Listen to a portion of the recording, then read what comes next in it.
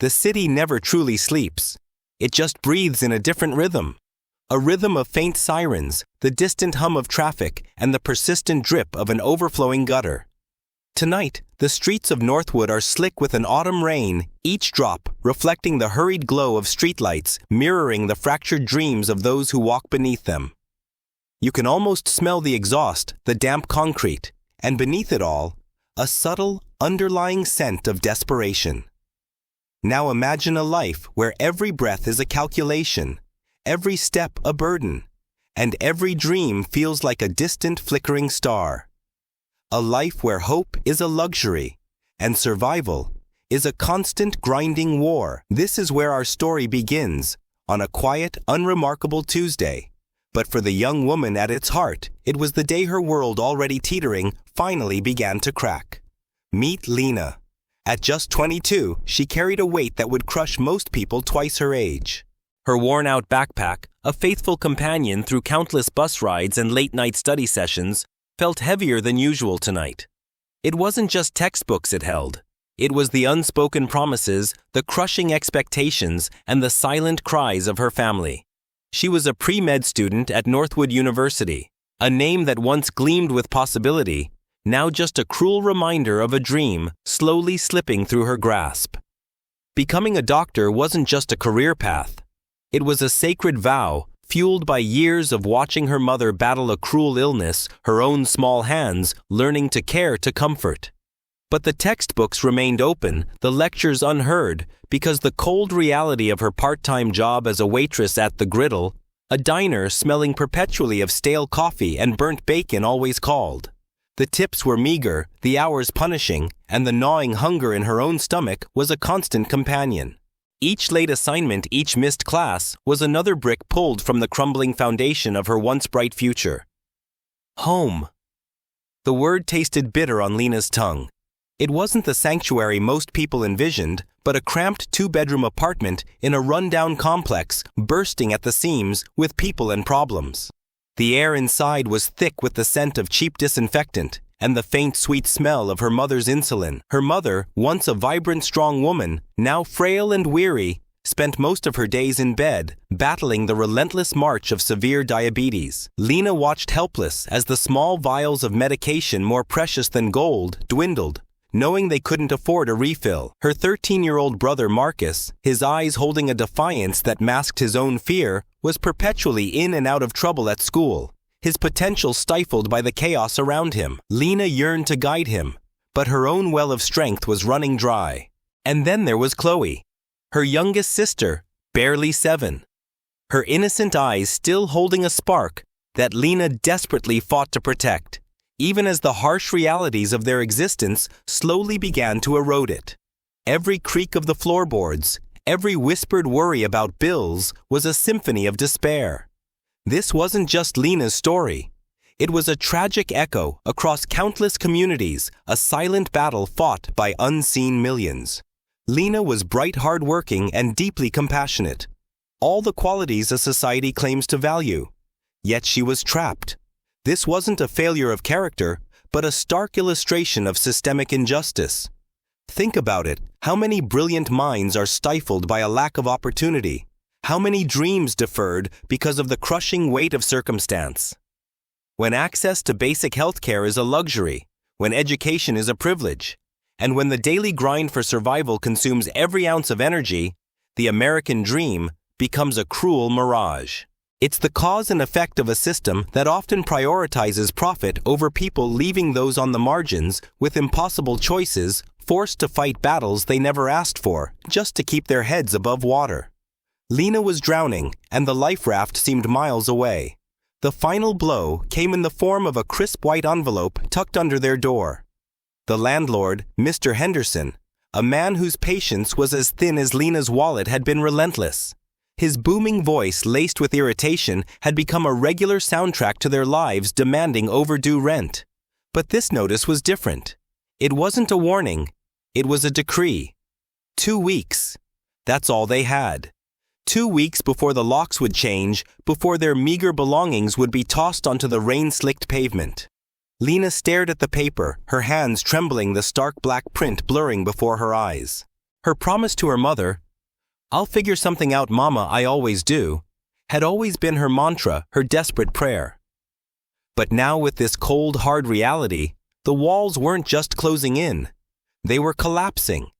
Her dreams of medicine, her quiet aspirations felt like a luxury she could no longer afford. Tonight, the only thing that mattered was survival. And as the rain continued to fall, Lena knew with a chilling certainty that she was about to make a choice that would change everything.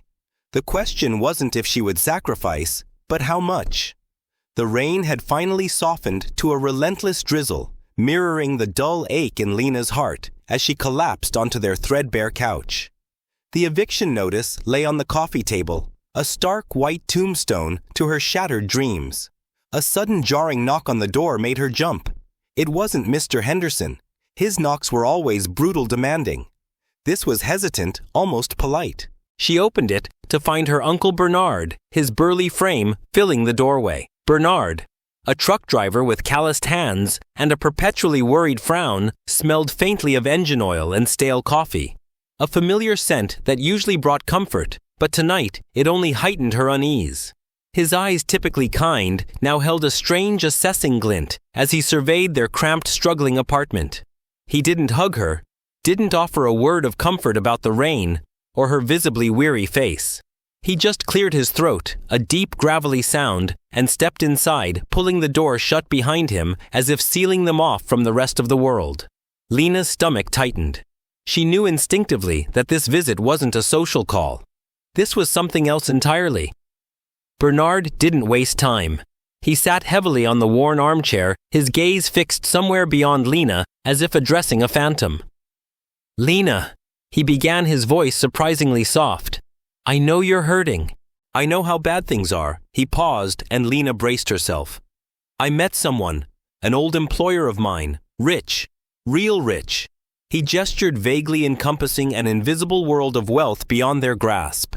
"He's looking for a wife." The words hung in the air, cold and alien. Lena stared, utterly bewildered. "A wife?" She repeated the single word, a choked gasp laced with disbelief. "Uncle, what are you talking about? I don't understand." A bitter laugh escaped her lips. "Are you trying to set me up on some kind of bizarre date?" Bernard looked at her, his expression unreadable. "It's not like that, Lena. It's an arrangement." Bernard then laid out the details, each word a hammer blow to Lena's fading hope. The man, Mr. Winston Hayes, was elderly, probably in his mid-60s. He was terminally ill, his remaining time measured in months, perhaps even weeks. "He needs a legal spouse," Bernard explained, his voice flat, "to fulfill certain requirements. No romance, no illusions. Just a contract. In return, he'll take care of your family. The rent, your mother's medicine, Marcus's schooling, everything. And when he passes, you'll inherit a substantial sum. Enough to secure your family's future. Enough for your medical school. Enough to never worry again." The absurdity of it warred with the brutal practicality. Marry a stranger, a dying man, for money. It was a storyline from a cheap novel, not her desperate reality. But the numbers Bernard casually tossed around, the sheer scale of the promised relief, made her ears ring.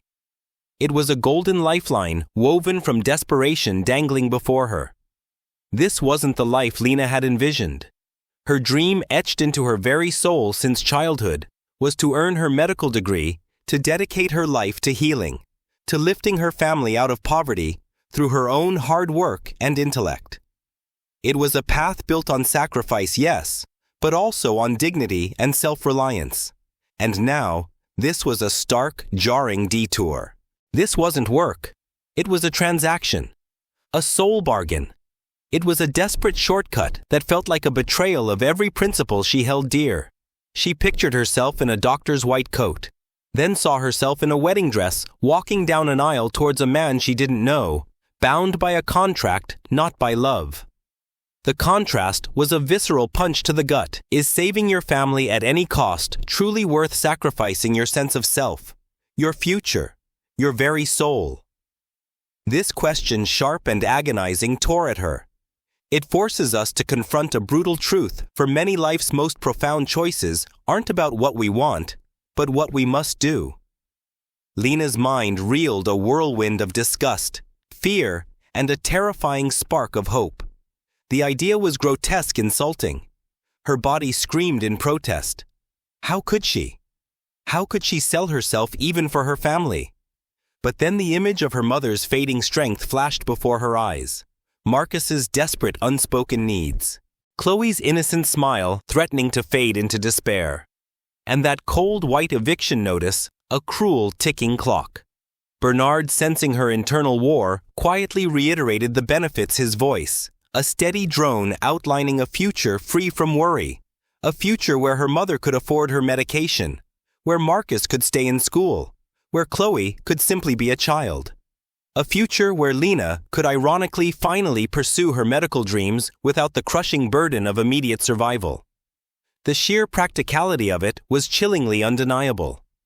This wasn't the life she wanted, but it might be the only way to save the people she loved. It was a dark, shimmering solution to an impossible problem. With a breath that felt like it had been held for a lifetime, Lena finally spoke, her voice barely a whisper. "I'll meet him." Bernard nodded, a flicker of something unreadable in his eyes. Relief, pity, Lena wasn't sure. He handed her a slip of paper with an address. The silence that descended on their cramped apartment after he left was heavy, suffocating. It was the silence of a grave being dug, or a final breath being taken. Lena sat there, numb, the eviction notice now a distant thought. Her dreams, once shimmering possibilities, now felt like a cruel joke. She had chosen, not out of desire, but out of a desperate primal need to protect her family. The feeling of being trapped, cornered by circumstances beyond her control, was absolute. She knew with chilling certainty that her life as she knew it was over. What awaited her was an unknown, a journey into a gilded cage. But what she didn't know, what she couldn't possibly know, was that this unthinkable choice was merely the first turn in a labyrinth that would lead her to an entirely different kind of fortune, one she never could have imagined.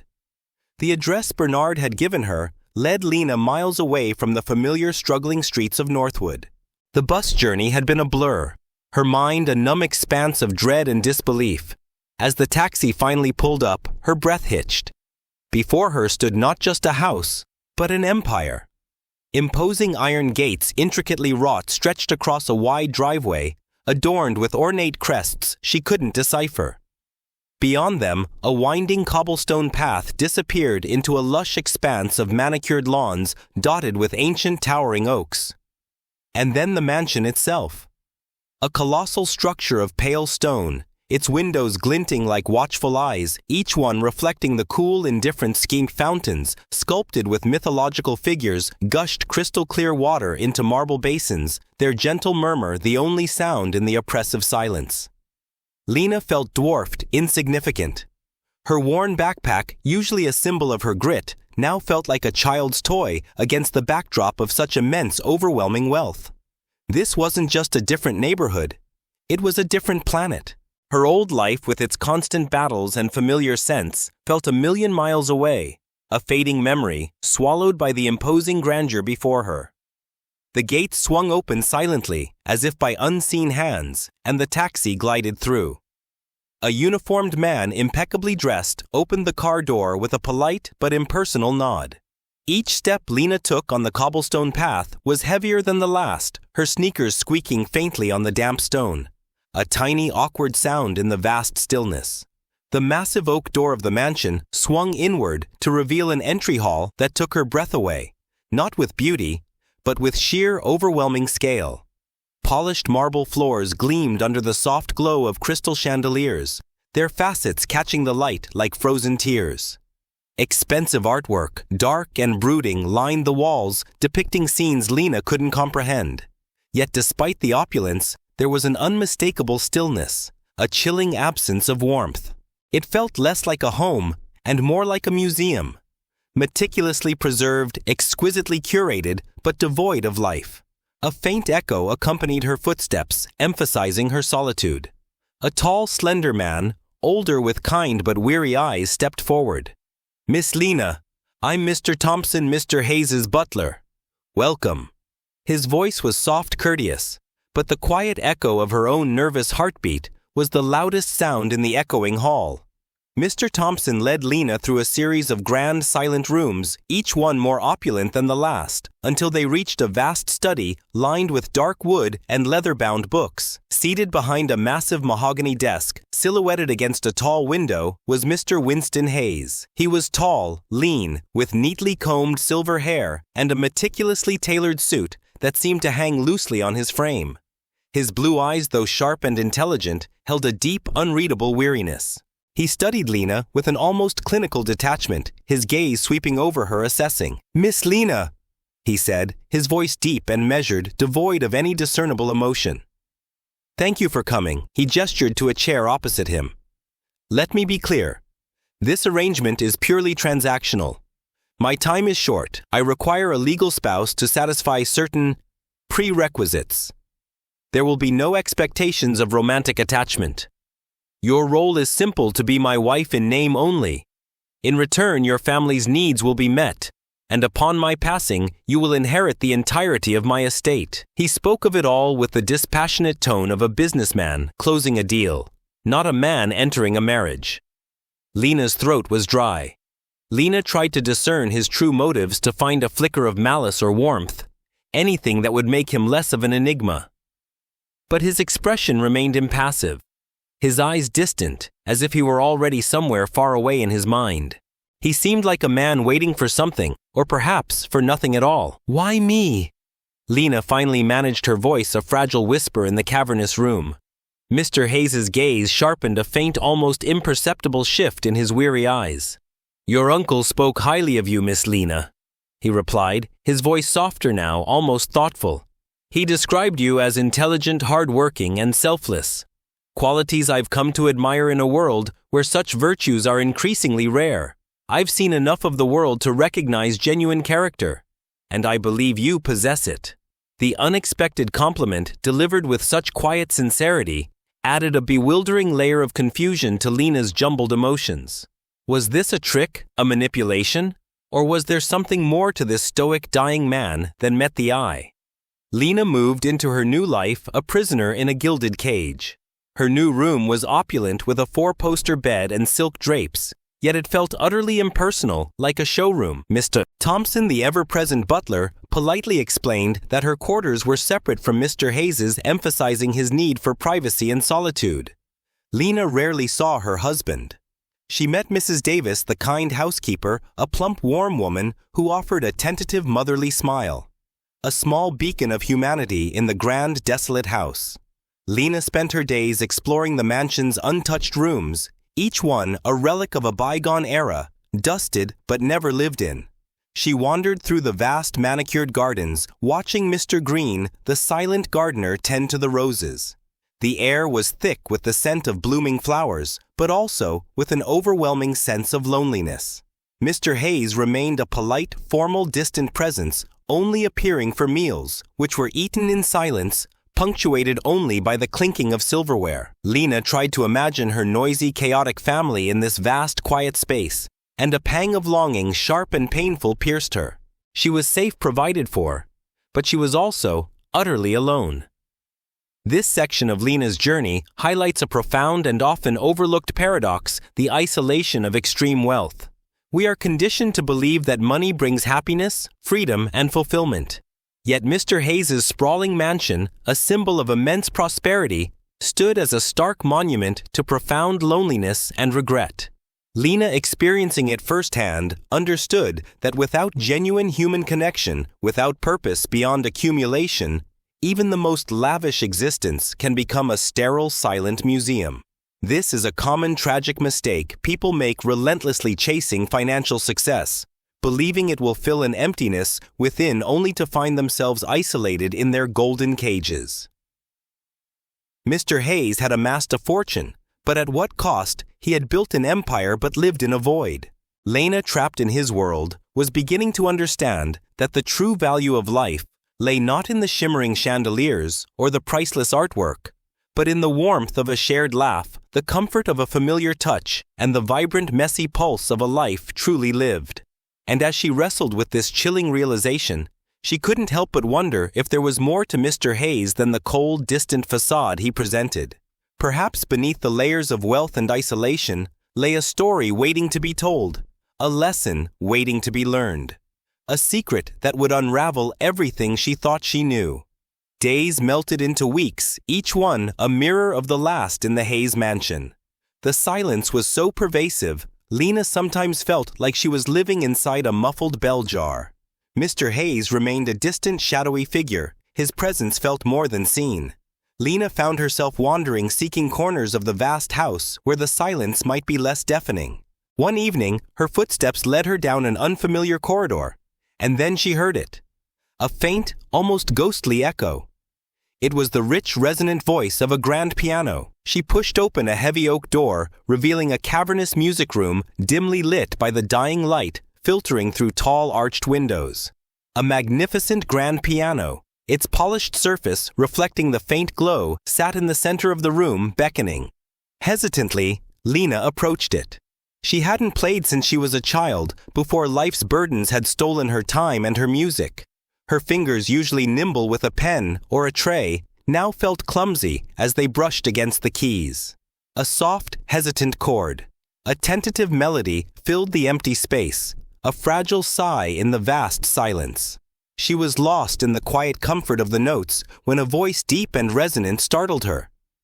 "You play." Mr. Hayes stood in the doorway, a spectral figure in the dim light. Lena's heart hammered. He hadn't just appeared, he'd listened. "A little," she murmured, embarrassed. He walked slowly towards the piano, his eyes fixed on her hands. "My wife.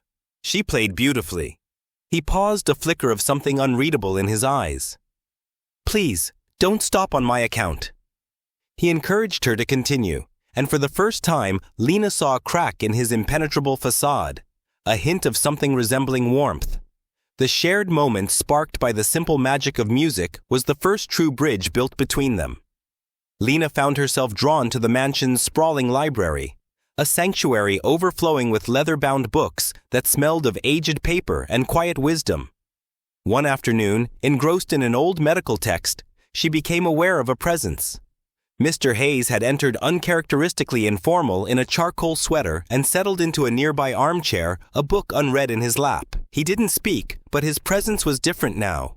Less imposing, more present. He finally broke the silence, his voice a low rumble. "This house." He began gazing around the room. "It holds a lot of history. Not just of wealth, but of sacrifices, mistakes, and I suppose regrets." He paused, his eyes distant. "I've lived alone in these walls for over a decade. Chased success, Lena. Built an empire. Lost my marriage, my children. All in the pursuit of what I thought mattered. Only to realize when it was too late that I was chasing ghosts." Lena listened, captivated. This was a man she thought she knew, a cold, calculating figure. But this raw, unexpected confession peeled back layers she never knew existed. He then turned his piercing gaze on her. "And you, Lena, what brought you here besides circumstance?" Without thinking, Lena found herself speaking, telling him about her mother, Marcus, Chloe, her deferred medical dreams. As she spoke, a pang of sympathy, sharp and unexpected, pierced her. This previously unknowable figure, this billionaire, was revealing his own profound loneliness. Mr. Hayes' demeanor grew even more serious. He leaned forward, his elbows resting on his knees, his gaze unwavering. "Lena," he said, his voice softer, almost fragile. "There's something you need to know. I'm not a healthy man. My doctors, they say I have a terminal illness." His voice, though quiet, was filled with a chilling finality. "Months, perhaps less." Lena's chest tightened, a cold dread seeping into her bones. The truth was out, stark and undeniable. This wasn't just an arrangement.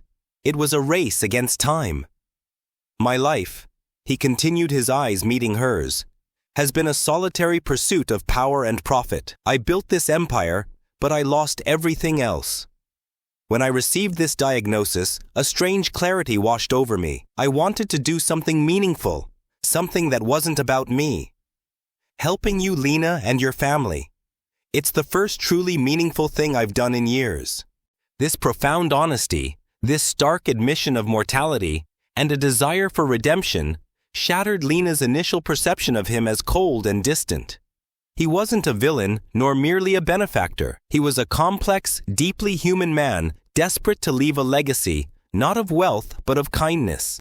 The atmosphere in the mansion shifted after that revelation. A subtle warmth began to permeate the previously cold halls. Mr. Hayes, though visibly weakening, seemed to gain a new kind of energy. He often sought Lena out, not for formalities, but for conversation. One afternoon, as they sat in the quiet splendor of the garden, the scent of autumn leaves heavy in the air, he shared a poignant lesson. Regret, he said, his voice raspy, is a waste of time. It's a heavy chain that binds you to the past. What truly matters is what you do with the time you have left. He looked directly at Lena, his eyes holding a depth she hadn't seen before. You're young, Lena. You have so much life ahead. Don't let your sacrifices define you. Don't let the world demand that you lose sight of what truly matters. Build a life not defined by what others expect, but by what your soul craves. Choose differently than I did. His words resonated deep within her, a powerful echo of her own long-buried dreams. He was warning her against repeating his mistakes, against losing herself in the service of others while neglecting her own spirit. The music room, once a forgotten relic, became their sanctuary. Mr. Hayes would often sit quietly listening as Lena played, his eyes closed, a faint smile on his lips. The piano wasn't just an instrument.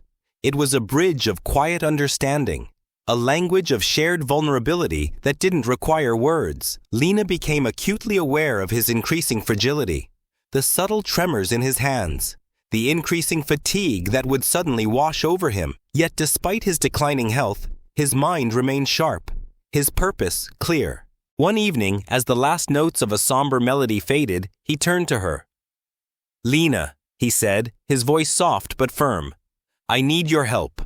I want to write a testament. He gestured vaguely, not towards legal documents, but to a stack of blank journals on a nearby table. Not just for the estate, but for the life I've lived. My thoughts, my lessons, my hopes, my legacy. This shared act of vulnerability, of entrusting her with the chronicle of his life, deepened their bond immeasurably. Lena, in turn, found herself opening up more, sharing her dreams, her fears. She was no longer just his contracted wife. She was becoming his confidant, his companion, and in a way, she never expected his student. She was learning from a man who had lost everything, only to find profound purpose in his final days. And as they began to fill the pages of those journals, Lena began to see her own life through a different, more purposeful lens, unknowingly setting the stage for a twist that would redefine her future beyond anything she could fathom. The days in the Hayes mansion grew quieter, their rhythm dictated by the fading strength of its owner. Mr. Hayes, though still sharp of mind, was visibly weakening, his movements slower, his voice softer sometimes, just a whisper. Lena found herself spending more time with him, cherishing every moment, every shared silence. One afternoon, as the last golden rays of sunlight streamed through the library window, painting the dust motes in the air like tiny dancing stars, he looked at her with an intensity that belied his frailty. Lena, he rasped, his voice barely audible, what truly matters cannot be bought. I learned that too late. My fortune, it's just paper numbers on a screen. The real wealth is in the connections you forge, the love you share, the purpose you find. He paused, a deep rattling breath. You're young, he continued, his eyes pleading. You have so much life. Choose differently than I did. Don't waste it chasing ghosts. Live with an open heart. He began to share fragments of his past moments he'd kept locked away for decades. Stories of his immigrant parents who arrived in this country with nothing but hope, building their lives brick by brick. He spoke of his youth, his relentless ambition, and the relationships he'd neglected in his single-minded pursuit of success. He even spoke of his first love, Eleanor, a vibrant, soulful pianist who had taught him that love is the only thing worth holding on to, a lesson he'd tragically forgotten in his greed. His voice was filled with a profound sorrow, the weight of a lifetime of missed opportunities. I pushed her away. He confessed, tears glistening in his weary eyes, convinced that power was more important than connection. A foolish, tragic mistake. Don't let it be yours. Lena listened, her heart aching for this man who was finally in his last moments shedding the armor of his wealth to reveal a soul yearning for connection and redemption. A few days later, Mr. Hayes called Lena to his private study, a room she'd never seen before, tucked away behind a hidden panel in his bedroom. The air was thick with the scent of old paper and dust. He sat at a grand antique desk, a small worn wooden chest resting before him.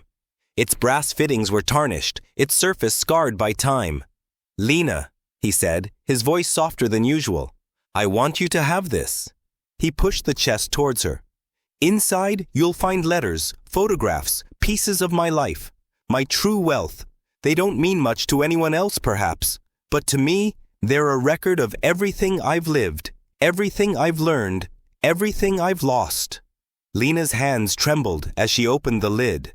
Inside, nestled amongst layers of tissue paper, lay faded photographs of a young laughing Eleanor, her eyes bright with life. There were yellowed letters, their cursive script faint, filled with tender words of love and longing. A child's drawing, crudely sketched, but full of heart, depicting a stick figure family. Lena picked up a small, tarnished silver locket. It was heavy in her palm, cold against her skin. She felt an overwhelming sense of connection to this man who had once been a complete stranger, who had once been only a contract. These weren't treasures of gold or jewels. They were far more precious. Fragments of a life, a soul laid bare.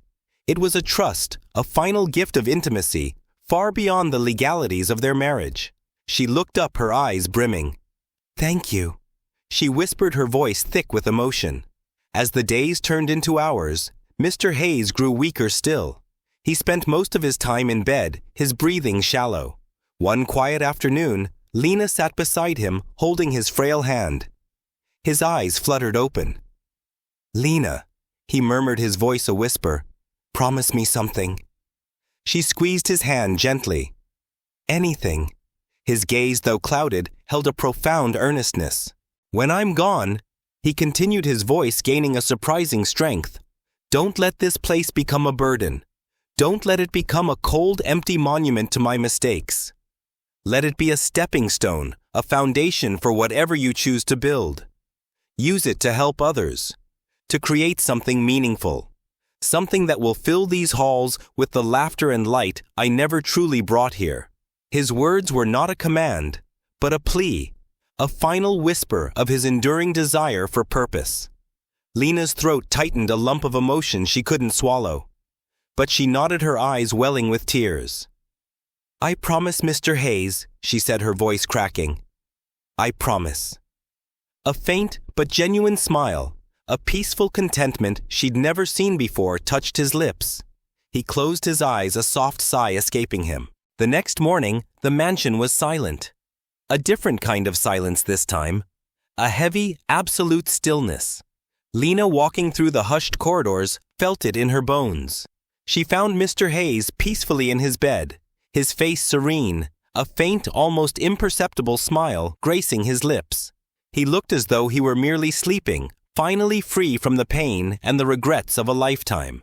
On the bedside table, a single, elegant letter lay addressed to her, Lena Hayes. The sun had just begun to peek over the horizon, casting a pale, hopeful glow through the window. But in that moment, the room felt suspended between worlds. Lena's hands trembled as she picked up the letter, her heart pounding with a mixture of grief and a strange anticipation. She unfolded the crisp paper, her eyes scanning the familiar, elegant script. "My dearest Lena, if you are reading this, then I have finally found my peace. And you, my dear, are now at the precipice of yours. Thank you for your kindness, your patience, and for bringing a glimmer of light into these old, lonely walls. Our arrangement began as a contract, but you, Lena, turned it into something far more profound. You taught me in my final days the true meaning of connection. I have left you everything. The mansion, the fortune, my legacy. It is all yours. Use it wisely. But remember this, Lena, your worth lies not in what you possess, nor in what you do for others, but in who you are, a magnificent, compassionate soul. Live boldly, Lena. Love fiercely. Don't let the shadows of the past define your future. Create the life you deserve, a life filled with purpose and joy. I have no doubts you will make it extraordinary. Remember Eleanor, and remember that the greatest wealth is measured in the love you give and receive. Farewell, my dear. May your journey be blessed. Winston Hayes. Lena finished reading the paper, rustling in her shaking hands. She wasn't just left a fortune, she was left a philosophy. A blueprint for a life of meaning.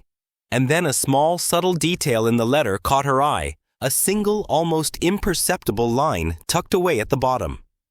A postscript. It was a single cryptic sentence. P.S. Look closely at the locket, Lena. There is more to my story than you know. A promise that was always meant for you. Lena's breath hitched. She looked at the worn locket from the wooden chest now clutched in her hand. A promise. Her mind raced a sudden exhilarating spark, igniting amidst her grief. This wasn't just a farewell. It was an invitation. An unexpected twist. A deeper layer to the legacy, hinting at a connection far more personal than she could have ever imagined. The golden cage had just transformed into an open door, and beyond it lay not just wealth, but a hidden truth that would redefine everything. The cryptic postscript, look closely at the locket, Lena. There is more to my story than you know. A promise that was always meant for you, echoed in Lena's mind, a thrilling whisper amidst her grief. She fumbled with the tarnished silver locket, her fingers tracing its cold surface. A tiny, almost invisible clasp gave way, and the locket sprang open. Inside, nestled beneath a miniature faded photograph of a young radiant Eleanor, was a minuscule, tightly folded piece of paper. With trembling hands, Lena unfolded it. It was a single line written in William's elegant script. To Lena, my true heir. Eleanor's melody, now yours to play. The hidden compartment in the music room piano holds the rest.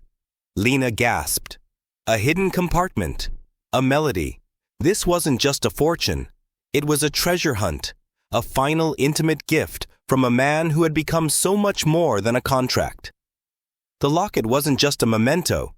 It was a key. That night, Lena went to the music room, her heart pounding. Her fingers found a barely perceptible seam on the side of the grand piano. It clicked open, revealing a small, velvet-lined compartment. Inside lay a single leather-bound music book, its pages filled with handwritten notes and a dedication. For Eleanor, my eternal melody. And beneath it, a small, intricate key, unlike any she had seen before. This was it. This was the deeper story, the promise. William hadn't just left her wealth. He had entrusted her with his heart, his unfinished symphony, and a purpose that transcended money. The mansion, once a silent monument to William's isolation and regret, now buzzed with a new kind of energy. Lena, armed with William's final wishes and the profound understanding of his true legacy, began the transformation. She met with architects, local community leaders, and passionate volunteers. Walls that had echoed with silence for decades were torn down, making way for open, inviting spaces. Rooms untouched for years were repurposed into vibrant classrooms, sunlit counseling offices, and bustling activity centers. The scent of old wood and polished marble was replaced by the fresh smell of paint sawdust and the hopeful murmur of construction. The grand entrance hall, once intimidating, now welcomed everyone, its polished floors reflecting not crystal chandeliers, but the joyful chaos of children's laughter and the purposeful footsteps of volunteers. This wasn't just a renovation. It was a resurrection. A place built on loneliness was being reborn through connection. Lena found herself transformed. The weight of her worn-out backpack had been replaced by the exhilarating burden of leadership. She was no longer just a student surviving. She was a visionary, a builder, a force of nature. She learned to navigate permits, manage budgets, and inspire people, drawing strength from William's quiet wisdom and his unwavering belief in her. Her medical studies, once a distant dream, now felt closer than ever, as she envisioned the center offering health clinics and wellness programs. Her family, once trapped in their own struggles, blossomed in this new environment. Her mother, now healthier thanks to access to better medical care through the center's early partnerships, found renewed purpose. Volunteering in the kitchen, her hands once trembling, now kneading dough with a quiet strength. Marcus, once perpetually in trouble, discovered his calling, mentoring the center's youth programs, his own past struggles, making him uniquely equipped to guide kids who reminded him of himself. Chloe, bright-eyed and curious, spent hours painting vibrant murals on the walls of the children's playroom, her creativity flourishing in the supportive, joyful environment. The center wasn't just a place for the community. It was a crucible for their own healing and growth. Amidst the whirlwind of activity, Lena always returned to William's leather-bound notebook. It became her constant companion, a source of strength and wisdom. She would read his musings, his advice, his reflections on life, regret, and the true meaning of legacy. Each entry felt like a conversation with him, his voice echoing in her mind, a steady guide through the chaos. But there was one entry discovered only after she found the key in the piano that held a deeper secret, a final profound revelation. It was a passage written on the very last page, almost hidden. My greatest regret was not marrying Eleanor. My greatest joy, Lena, was finding you. You are the echo of her spirit. The melody I lost now returned. The true promise is not the wealth, but the opportunity to continue her legacy of music and compassion through you. The music room is not just a room, it is a sanctuary for the soul, and I leave it to you to fill it with the harmony I could not. It holds the key to more than just notes. Lena reread the words, tears blurring her vision. William hadn't just left her a fortune. He had seen Eleanor in her, seen a chance to redeem his past, to complete a symphony of kindness through her. The music room, the piano, the locket. It was all a carefully orchestrated plan, a final act of love and hope. This wasn't just about charity. It was about continuing a love story, a legacy of art and empathy that had been tragically cut short. The plot twist wasn't just about money. It was about destiny. 1 year after William's passing, the Hayes Community Center hosted its first annual Legacy Gala. The mansion, once a symbol of isolation, was now alive with color, laughter, and the vibrant hum of conversation. String lights twinkled from the high ceilings, casting a warm glow over the diverse crowd. Families, donors, volunteers, all mingling their faces alight with joy and gratitude. At the center of it all stood a large illuminated photograph of William, his usually stoic features softened by a rare, gentle smile. Beneath it, a plaque read, "In loving memory of Winston Hayes, a legacy of wisdom, generosity, and second chances." Lena, poised and radiant in a simple, elegant navy gown, ascended the stage. The room fell silent, all eyes on her. "Good evening, everyone," she began, her voice steady, filled with a quiet power. This event is more than just a celebration. It's a testament to what we can achieve when we come together as a community. And it is above all, a tribute to the man who made all of this possible. She paused, her gaze sweeping over the photograph of William, drawing strength from his image. Winston Hayes was many things, a businessman, a philanthropist, and above all, a teacher. In the short time I knew him, he taught me lessons that have shaped the person I am today. He showed me that life isn't about what we accumulate, but about the impact we have on others. He believed in second chances and the power of kindness to change lives. And because of him, we are all here tonight.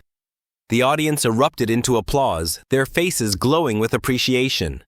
Lena took a moment, letting the wave of emotion wash over her. This center, she continued, her voice ringing with conviction, is not just a place, it's a promise. A promise that no matter where you come from or what challenges you face, you have a place to belong, to grow, and to thrive. And I know that if William were here tonight, he'd be proud of what we've built together. As the applause swelled, Lena stepped back, her heart swelling with pride and gratitude. Later that night, long after the last guest had left, Lena found herself in the music room. She sat at the grand piano, her fingers brushing against the keys, and began to play. It was Eleanor's melody, the one from the hidden music book, a hauntingly beautiful tune, filled with both sorrow and soaring hope. As the notes filled the room, She closed her eyes, letting the music carry her back to William, to Eleanor, to her own journey. The room was no longer a somber, lonely place. It was filled with memories, hope, and the promise of a brighter future. Lena smiled, her heart full, as she whispered the words that had become her mantra, a legacy passed down through generations. Live boldly, love fiercely, and never forget your worth. She turned off the light, ready to embrace whatever came next, knowing that the true fortune wasn't in the wealth, but in the purpose she had found, and the countless lives she would now touch. The journey was far from over. It had just truly begun. As the last notes of Eleanor's melody faded, Lena remained at the piano, the soft echoes lingering in the vast music room. The moon, now high in the night sky, cast long, silvery shadows across the polished floor, illuminating the profound journey she had undertaken. This wasn't just a mansion anymore, it was a home. Not just a legacy of wealth, but a living, breathing testament to kindness, second chances, and the enduring power of human connection. Lena looked around, no longer seeing the cold, empty spaces, but the vibrant future teeming within its walls. She saw the children learning, the families healing, the dreams taking flight. And in every corner, she felt the quiet, approving presence of Winston Hayes and the gentle, inspiring spirit of Eleanor. Lena closed her eyes, a deep sense of peace washing over her. She had faced desperation, made an unthinkable choice, and walked into a gilded cage. But within that cage, she had found not just a fortune, but a profound purpose, a guiding light, and the courage to build a legacy far greater than any inheritance. Her story was a testament that even in the darkest of moments, hope can bloom. And true wealth is measured not in possessions, but in the lives you touch, the love you share, and the extraordinary ripple effect of a single compassionate choice. If Lena's incredible journey resonated with you, if it sparked a flicker of hope or stirred your spirit, then join our community. Subscribe to our channel for more inspiring stories that remind you of your own strength and potential. Like this video to help us share Lena's message of resilience and redemption. And in the comments below, share your thoughts. What does true wealth mean to you? Your story, your journey is just as powerful. Let's build a legacy of inspiration together.